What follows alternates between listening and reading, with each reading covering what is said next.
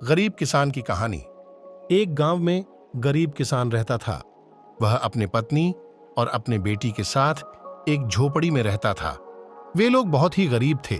इसी बात के कारण उसकी पत्नी और उसकी बेटी बहुत चिड़चिड़े रहते थे। एक दिन उसकी पत्नी उससे बोलती है, देखो जी, घर में कुछ खाने को भी नहीं है। मैं बोल रही थी कि कुछ काम धंधा ही कर लो जिससे कुछ पैसे आ सके। नहीं तो हम सबको एक दिन भूखा ही मरना पड़ेगा। अपनी पत्नी की बात सुनकर किसान बोलता है, तुम ठीक कह रही हो, मैं अभी जाकर बाहर काम का पता लगाता हूँ। इतना सब बोलकर किसान काम ढूंढने के लिए वहां से चला जाता है।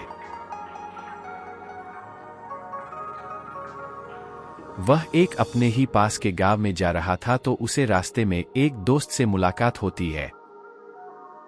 तो दोस्त उस किसान से बोलता है, क्या हुआ भाई, तुम इतने परेशान क्यों लग रहे हो? तभी किसान बोलता है, अरे भाई, परेशानी की तो बात है। मेरे घर में कुछ खाने को भी नहीं है और ना ही मेरे पास कुछ काम धंधा है।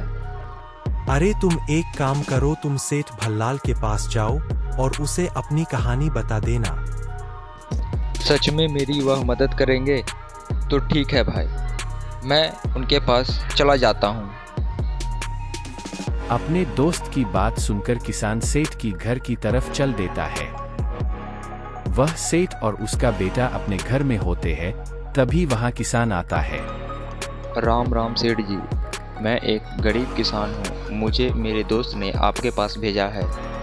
राम राम। अरे भाई, कौन हो तुम? मैं तो तुम्हें नहीं जानता और ना ही तुम्हारे दोस्त को यहाँ पर किस लिए आए हो? सेठ जी, मैं बहुत गरीब किसान हूँ। मेरे घर में तो कुछ खाने के लिए भी नहीं है।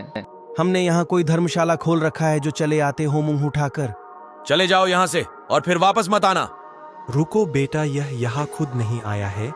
जरूर इसकी मुसीबत यहाँ पर लेकर आई होगी। अरे नहीं पापा, मैं जानता हूँ ऐसे लोगों को। ये लोग पैसे के लिए कुछ भी कर सकते हैं।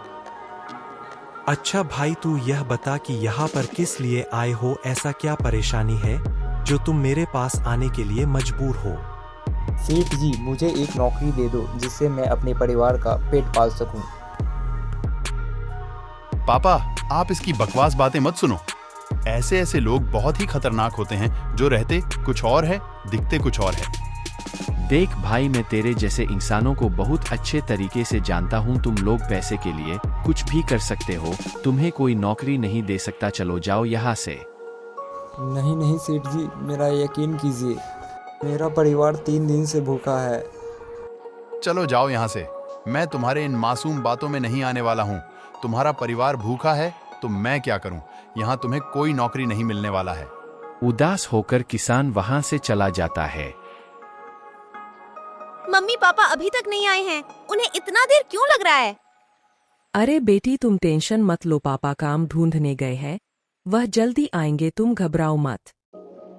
तभी किसान अपना उदास चेहरा लेकर आ जाता है।